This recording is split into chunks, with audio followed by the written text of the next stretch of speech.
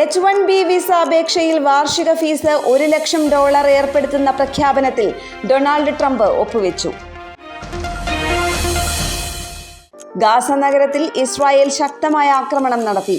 10,000-കണക്കിന് ആളുകൾ പലായനം ചെയ്തു. റഷ്യക്കെതിരെ പുതിയ ഉപരോധങ്ങൾ യൂറോപ്യൻ യൂണിയൻ നിർദ്ദേശിക്കുന്നു.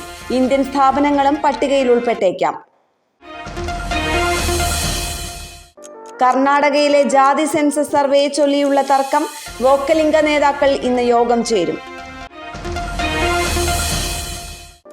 എല്ലാവരും ഒന്ന് എന്ന ബോധം തെളിയിക്കുക എന്നതാണ് ശബരിമല നൽകുന്ന സന്ദേശമെന്ന് ആഗോള അയ്യപ്പ സംഗമം ഉദ്ഘാടനം ചെയ്ത മുഖ്യമന്ത്രി പിണറായി വിജയൻ പറഞ്ഞു.